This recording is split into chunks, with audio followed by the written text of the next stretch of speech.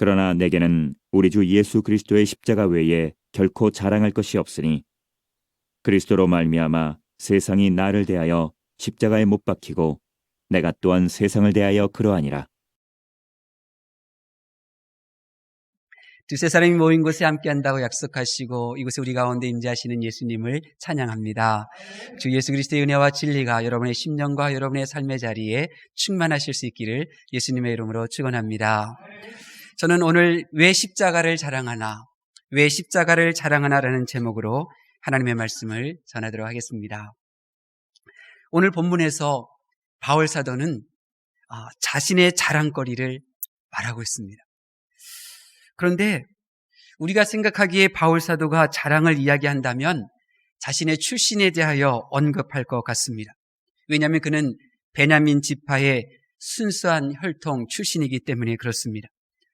또한 그는 그의 정신 세계를 자랑해야 마땅합니다. 바울은 주어진 환경이나 형편, 자기의 감정에 따라서 살았던 사람이 아니라 비록 힘들고 어렵고 비록 손해가 되더라도 나는 바리새인이고 나는 유대인이기 때문에 지켜야 될 원리 원칙을 충실하며 그렇게 살아왔기 때문입니다. 또한 그의 국적도 자랑거리입니다. 그는 당시 세계의 정복자인 로마의 시민권을 가지고 있었습니다. 만약 돈을 중요시하는 사람들을 염두에 두었다면 바울은 당연히 그의 아버지가 돈을 주고 로마의 시민권을 살 만큼 경제력이 있는 집안임을 자랑했을 것입니다. 근데 바울 사도는 자기의 자랑거리를 십자가라고 말합니다. 그것도 십자가가 유일한 자랑거리라고 말하고 있습니다. 지금 우리가 사는 이 세상은 십자가는 부끄러운 것이 아니죠. 이 시대의 십자가는 금으로 만들어져서 자랑스럽게 누군가의 목에 걸려져 있습니다. 때로는 나무와 돌로 아주 창의적이고 독창적인 디자인으로 디자인되어 많은 사람들이 흠모하는 그러한 존재로 부각되어져 있습니다. 그러나 바울 시대는 그렇지 않습니다. 바울이 자랑하는 십자가는 금으로 만든 것도 아니고 돌이나 나무로 창의적이고 아주 특징적인 아름답게 디자인한 십자가가 아니었습니다. 바울 시대의 십자가는 오직 하나였죠. 그것은 사형을 선고받은 그 죄인을 그 십자가에 달아서 그가 살아왔던 인생, 그가 행했던 그 모든 행동들을 저주하면서 고통스럽게 죽어가는 형틀, 사형에 불과했습니다. 로마 시대는 십자가가 가장 고통스러운 형벌이었는데 어느 정도까지였느냐면 사형이 뻔한 사람의 그 가족들은 어떻게든 그 재판에서 십자가형만 면하기 위하여 최고의 돈을 들여 좋은 변호사를 샀습니다. 만약 그렇지 못할 경우 십자가형을 선고받으면 그 간수에게 돈을 주어서라도 고통이 임하기 전에 빨리 죽여달라고 부탁할 정도였습니다. 그러므로 당시의 사람들이 십자가를 바울 사도가 자랑한다고 할 때 그들은 이해할 수 없었고 고개를 저었을 것입니다. 그러나 바울은 이렇게 고백하고 있는 것입니다. 내게 있어서 자랑거리가 있다면 십자가이며 나의 모든 자랑거리들은 다 버리고 나의 유일한 자랑거리로 십자가로 삼았다. 오늘이 3.1절이잖아요. 유관순 열사가 이런 말을 남겼어요. 나라를 위해 바칠 목숨이 하나밖에 없다는 것이 나의 유일한 슬픔이라고. 마찬가지로 바울 사도는 자신의 유일한 자랑이 십자가라고 고백하고 있는 것입니다. 여러분, 도대체 바울에게 있어서 십자가가 무엇이길래 그의 모든 세상 사람들이 부러워한 자랑을 다 내버리고 십자가만이 유일한 자랑이라고 말할 수 있었던 것입니까? 만약 우리가 십자가가 나의 유일한 자랑이라고 말하지 못한다면 우리는 십자가를 바라보지만 아직 바울 사도가 만난 그 십자가를 우리는 지금 보지 못한 것 아니겠습니까? 그렇다고 하면 도대체 바울이 만난 십자가가 무엇이길래 그의 유일한 자랑거리였을까요? 두 가지를 말씀드립니다. 먼저 하나는 하나님의 창조의 목적이 구원이기 때문에 십자가는 그의 유일한 자랑이 될 수밖에 없었습니다. 여러분, 하나님께서 이 온 우주가 흑암과 그리고 무질서한 가운데 있었을 때에 하나님 우주 만물을 디자인하시고 창조하셨습니다. 근데 그 창조하신 목적이 무엇인가? 이사야 43장 7절에 내 영광을 위하여 창조된 자를 내게 오게 하라 말씀하셨습니다. 여러분, 하나님께서 온 우주 만물을 창조하신 목적은 창조 그 자체가 목적이 될 수가 없는 것입니다. 단순히 흑암을 빛으로, 무질서함을 질서함으로 바꿀 수 있는 하나님의 전능하심이 그 자체가 목적이 아니라는 말씀입니다. 또한 하나님께서 사람을 창조하신 목적도 하나님을 닮은 사람의 행복 그 자체를 위한 것이 아니었습니다. 창조의 목적은 하나님의 영광을 위하는 자를 영광스러운 하늘을 보좌 앞으로 오게 하기 위한 것이었습니다. 여러분, 누가 하나님의 영광스러운 보좌 앞으로 나아갈 수 있겠습니까? 여러분, 누가 하나님께 영광을 올려드릴 수 있겠습니까? 하나님의 영광을 위하여 창조된 자는 흙으로 지음받은 사람이 될 수 없습니다. 오직 예수 그리스도의 보혈로 지음받은 성도만이 하나님께 영광을 올려드릴 수가 있는 것입니다. 첫 번째, 흙으로 지음받은 사람으로는 하나님께 영광 올려드릴 수가 없습니다. 흙으로 지음받은 사람은 결코 하나님의 영광을 생각할 수도 없고 하나님의 영광을 올려드릴 수가 없습니다. 오직 날 위하여 죄 없이 십자가에서 죽으신 예수 그리스도의 보혈로 새롭게 창조된 자만이 하나님의 영광을 위하여 살아갈 수가 있는 것입니다. 여러분, 하나님께서 온 우주 만물을 창조하시고 사람에게 온 우주 만물을 다스리라고 위임하셨을 때 아담과 하와가 범죄할 것을 모르셨겠습니까? 하나님께서 말씀으로 이 첫 번째 하늘과 첫 번째 땅을 창조하시고 그리고 이 온 우주 만물의 지휘인으로 사람을 세우셨을 때에 그 사람이 하나님 앞에 불순종한다는 사실을 하나님께서 모르셨겠습니까? 그럴 리 없습니다. 전지하신 하나님께서는 이미 알고 계셨습니다. 이미 아담과 하와가 범죄할 것을 알고 창조하셨고 아담과 하와가 하나님의 말씀에 불순종할 것을 알고도 에덴 동산을 그들에게 허락해 주셨습니다. 그렇기 때문에 첫 번째 창조는 목적이 될 수가 없는 것입니다. 하나님께서 천지를 창조하신 것이 목적이 된다면 하나님은 실패한 신에 불과할 것이고 나는 그러한 신을 믿을 수가 없습니다.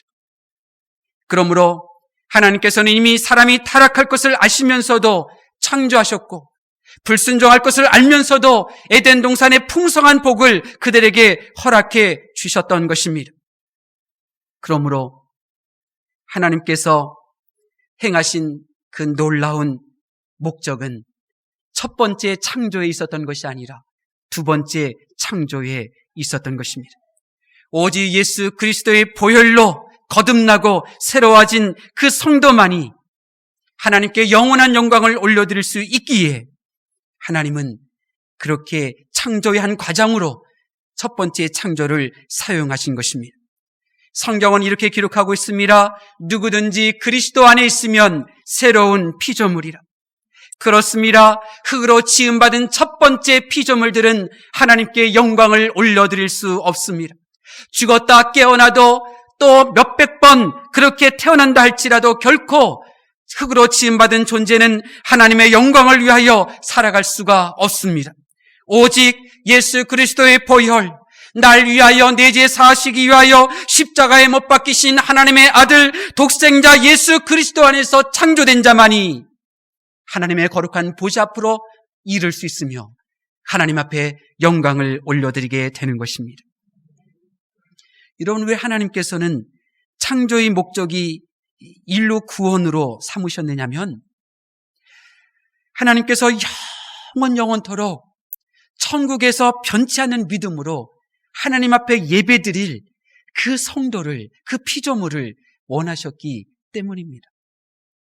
저는 성경을 이렇게 읽어 내려가면서 항상 하나님 앞에 질문을 던진 적이 있습니다. 하나님께서는 왜 이렇게 순종을 요구하시는 것입니까? 하나님, 우리 인간이 때로는 감당할 수 없을 정도로 너무나 가혹한 순종을 하나님께서 요구하시는데 도대체 그 이유가 무엇입니까? 저는 성경을 읽으면서 수없이 하나님 앞에 질문을 던졌었습니다. 여러분, 왜 하나님께서는 우리에게 순종을 요구하십니까? 왜 우리는 나의 형편에 따라 이 말씀은 지키고 또 이 말씀은 외면하는 그러한 삶을 거부하는 것입니까? 그렇지 않으면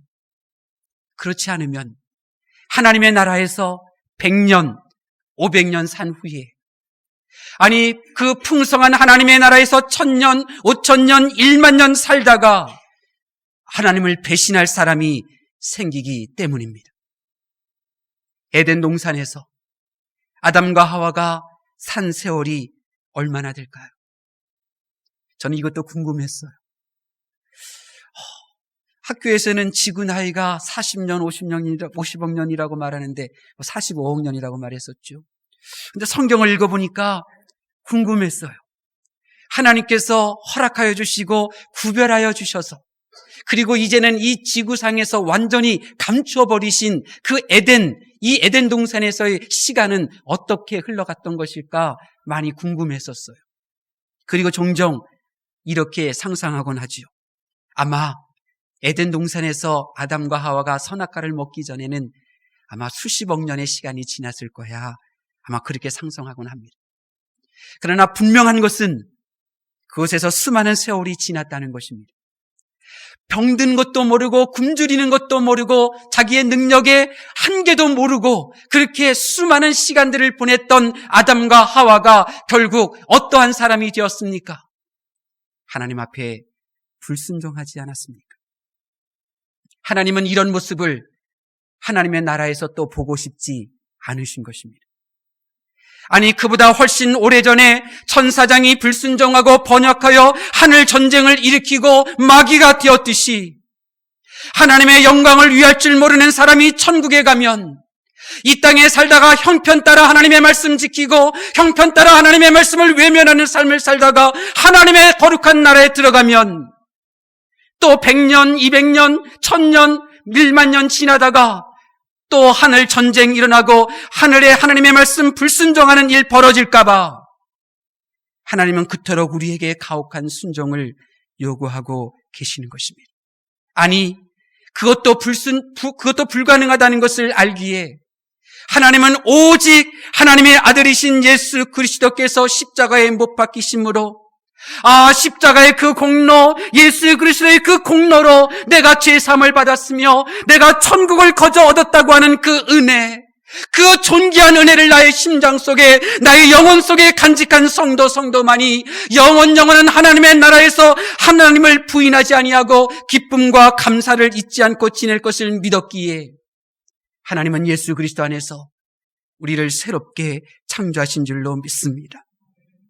그렇습니다. 하나님께서는 철저하게 나는 죄인이며 나에게는 아무 의도 없고 오직 십자가의 공로, 예수의 공로로 구원 얻은 것이 너무나 감사하고 그 크신 은혜가 너무나 귀하고 벌레만도 못한 내게 베푸신 그 은혜를 나의 생명으로도 내가 결코 바꾸지 않는 그 성도를 하나님께서는 나의 영광을 위하여 창조된 자라고 부르시고 그리고 그들을 천국으로 이끄시는 줄로 믿습니다. 그리스도 안에서 새로운 피조물 된 구원의 사역을 통하여 죄인인 내가 구원을 받았다고 고백하는 그 성도들을 창조하신 것, 그것이 바로 창조의 목적이며 그리고 인류 구원의 창조의 목적이 십자가에 완성되기에 바울 사도는 십자가만을 자랑하고 있는 것입니다. 세상은 창조 신학을 이야기하죠. 창조 신학은 우리가 살고 있는 환경을 보존하자고 하는 것입니다. 그러나 그것은 첫 번째 창조만 알고 있을 뿐 십자가 예수 그리스도의 보혈 안에서 새롭게 창조된 두 번째 창조를 모르기 때문에 나오는 이야기에 불과한 것입니다. 창조의 목적은 영혼 구원인 것입니다. 여러분은 창조의 목적대로 날 위하여 십자가에 달리신 예수 그리스도 안에서 새로운 피조물 된 성도가 되었음을 믿으시고 이제 기뻐하실 수 있기를 바랍니다. 세상 사람 날 알아주지 않는다 할지라도 비록 내가 세상 사람들이 부러워하는 것 가지고 있지 않다 할지라도 여러분은 예수 그리스도 안에서 새로운 피조물 된 존재임을 믿으시고 자유함을 누리실 수 있기를 바랍니다. 성도가 십자가를 자랑해야 하는 이유 다른 하나는 구원을 이루기 위한 하나님의 열심 때문입니다. 어떤 이는 살다가 삶의 긴장감이 떨어지면 새벽 시장에 나간다고 말합니다. 새벽 시장에 열심히 먹고 살기 위하여 수고하고 애쓰는 분들을 보면서 새로운 도전을 얻는다고 말하지요. 그러나 저는 성경책을 찾아 읽습니다. 왜냐하면 성경에는 하나님의 열심이 있기 때문입니다. 날 구원하기 위한 성경에 기록되어진 하나님의 열심은 처절하지요. 눈물겹습니다.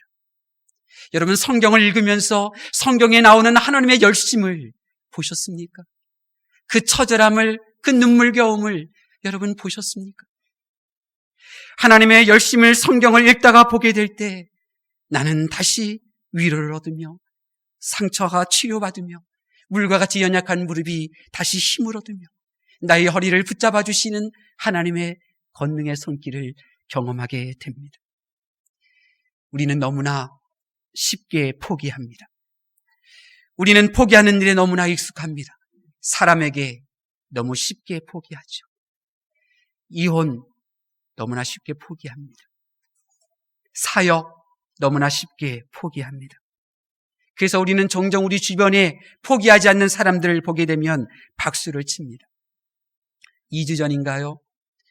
이번 주에도 이제 또 우리 비아리에서 분당까지 지하철 그 무거운 이 골프채 짊어지고 그렇게 다녔던 사람이 또 우승했다는 얘기를 들었는데 2주 전에 PGA에서 우승을 차지한 선수가 있습니다. 그는 미국으로 이민간 교포 2세 제임스 한이라고 하는 사람입니다. 그의 아버지는 미국으로 이민해서 골프 연습장을 이제 그렇게 운영하였는데 제임스 한은 4살 때부터 골프를 시작했습니다. 지금은 34살입니다. 그러나 너무나 힘들어서 생계를 위하여 강고 생활도 부동산 중개업도 구두 장사도 했습니다. 한때 통장에 잔액이 $200밖에 없었기 때문에 시합장 나가서 캐디피도 없어서 캐디피는 이제 그 골프채 이렇게 옮겨 다니는 그 분에게 주시는 사례잖아요. 그것도 없을 지경이었습니다. 그래서 골프를 포기하려고 하다가 이번에 65번째에 참가한 대회인데 여기서 연장전에 나가게 된 것입니다. 제임스는 티샷을 그린에 올렸는데 홀까지 7.5m 정도 떨어졌고 상대방인 존스는 3.6m 거리에 붙여놨습니다. 그런데 제임스는 7.5m 거리의 홀로 먼저 공을 집어넣는데 이 존스는 3.6m 거리의 공을 집어넣지를 못해서 제임스 한이 우승을 하게 된 것입니다. 13억이 조금 넘는 우승 상금을 받았습니다. 이런 일들은 너무나 쉽게 포기하는 우리들에게 많은 감동을 주죠. 힘들고 어려워도 포기 않는 이들에게 우리는 아낌없는 박수를 보냅니다. 근데 여러분, 정말 우리가 진심으로 영광의 박수를 올려드려야 될 그 분은 우리가 믿는 하나님, 우리를 구원하신 하나님이신 줄로 믿습니다. 바울 사도는 그를 결코 포기하지 않으시며 멈추지 않으시는 하나님의 열심을 보았습니다. 지구 전부를 선물하였음에도 불순종한 아담 앞에서 하나님께 진리와 영으로 예배를 드린 아벨이 그렇게 비참하게 피 흘려 죽는 그 순간에도 하나님께서 보내신 선지자들이 사람들에게 조롱을 받으며 사람들에게 무시당하며 돌에 맞고 감옥에 갇히며 칼로 생명을 잃는 그 순간에도 하나님은 멈추지 않으셨습니다. 하나님께서는 독생자 예수 그리스도를 십자가에 다실 때에도 멈추지 않으셨으며 지금도 일하고 계십니다. 바울은 자기를 구원하기 위하여 그렇게 사람을 죽이고 예수 그리스도를 믿는 성도들을 잡아 가두려고 했던 자기를 멈추지 않고 찾아오시고 하늘문 여시고 만나주신 하나님의 그 열심을 보았습니다. 그랬기에 그의 자랑은 십자가일 수밖에 없었던 것입니다. 저는 종종 생각합니다. 하나님께서 저와 여러분을 구원하시기 위한 계획을 포기하셨다면 어떻게 되었을까? 만약 하나님께서 그 큰 사랑을 받은 아담이 불순종하는 그 순간 천국으로 이끄실 계획을 멈추셨다면 애굽에서 인도 안 받아 자유함을 얻은 이스라엘 백성들이 조금 생활하는데 불편을 느낀다고, 조금 목마르고 조금 배고프다고 불순종하는 그들을 광야에서 진멸하셨다면 다윗의 후손을 통하여 메시아를 보내려고 결심하셨는데 그 다윗이 부하 우리야 장군을 모략으로 죽이고 그의 아내를 왕비로 맞이하는 그 모습을 보시고 고개를 돌리셨다면 우리는 이 세상에서 믿음을 위한 길도 하나님 나라에서 면류관도 없을 것입니다. 그렇습니다. 하나님께서는 멈추지 않고 달려가셨습니다. 우리는 이런 일에 감동을 받습니다. 95년 전 이 땅에서 독립만세를 부르며 일제의 총칼 앞에서도 멈추지 않는 역사 앞에 감동을 받고 강원도에서 1000명의 사람들이 8명이 일제의 총에 쓰러져 죽는 모습을 보면서도 그렇게 만세를 외쳤던 그 모습, 그리고 그들의 후손 중에 한 명이 그 가난에 찌든 삶을 살면서도 남대문에서 재봉틀 하나, 직원 2명 데리고 사업을 일구어서 지금은 수십 년 동안 100억이나 넘는 돈으로 그렇게 신문 발의하는 학생들에게 또 자기 출신 학교에 기부를 하며 살아가는 그 모습들을 보면서 우리는 감동을 받습니다. 70년 전 공산당의 탱크와 총 앞에 쓰러진 전우의 시체 앞에서도 멈추지 않는 용사들의 이야기를 들으며 우리의 피가 끓고 애국심을 느끼게 됩니다. 지금 바울은 십자가를 바라볼 때 바로 그러한 마음이었습니다. 매일같이 쏟아져 나오는 죄악들, 하나님의 말씀에 순종하지 않은 거역들 앞에서도 결코 멈추지 아니하시며 십자가의 독생자 예수님이 달리실 때도 주저하지 않으시는 하나님의 열심을 그는 보았습니다. 바울을 향한 멈추지 않는 하나님의 열심을 보았기에 그는 십자가가 그의 유일한 자랑이라고 말하고 있는 것입니다. 여러분은 십자가가 여러분의 유일한 자랑입니까? 아직도 자랑할 거리가 남으셨습니까? 부디 여러분 날 향하여 멈추지 않으시는 하나님의 열심을 보시고 십자가가 나의 자랑입니다. 그래서 통장에 100억, 200억 그렇게 가지고 있는 사람들보다도 더 당당하게 어깨를 펴시고 그리고 더 마음 기쁘게 생활하실 수 있기를 예수님의 이름으로 축원합니다. 하나님의 말씀을 경청하는 성도 여러분, 저는 말씀을 준비하면서 저에게 질문을 던졌습니다. 왜 나에게는 감동이 이리도 적을까? 사람을 위한 일에는 감동을 받으면서 하나님께서 나를 향한 그 열심 앞에 왜 나의 마음은 이리도 뜨겁지 않은 걸까? 왜 나는 하나님을 사랑한다고 하는데 내게 행하신 하나님의 그 놀라운 은혜로 감동 가운데 그리하여 누군가를 감동을 주면서 살지 못하는 걸까? 이유는 하나였습니다. 나의 눈에 예수님이 달려 계신 십자가가 없기 때문입니다. 나의 마음에 날 위하여 십자가에 달리신 예수님이 없습니다. 내 머리와 내 심장 안에 영원토록 변하지 않고 하나님께 영광을 올려드릴 그 사람이 바로 나이기를 바라하여 바로 그 사람이 나의 길을 바라서 창조 이후 지금까지 멈추지 않고 달려오신 그 하나님, 그분이 내 안에 없는 것입니다. 여러분에게 묻겠습니다. 여러분이 지금 이곳에 무슨 생각, 무슨 마음으로 오신 겁니까? 여러분 안에 날 살리기 위하여 대신 죽으신 예수님에 대한 그 고마움이 여러분을 이곳으로 이끈 것입니까? 그렇다면 그 감격과 그 사랑, 여러분을 향한 하나님의 그 열심에 이끌려 앞으로 계속 사실 수 있기를 바랍니다. 만약 혹 그렇지 않다면 달라지셔야 합니다. 지금과는 다른 모습으로 신앙생활 하셔야 합니다. 왜냐하면 지금은 사순절이잖아요.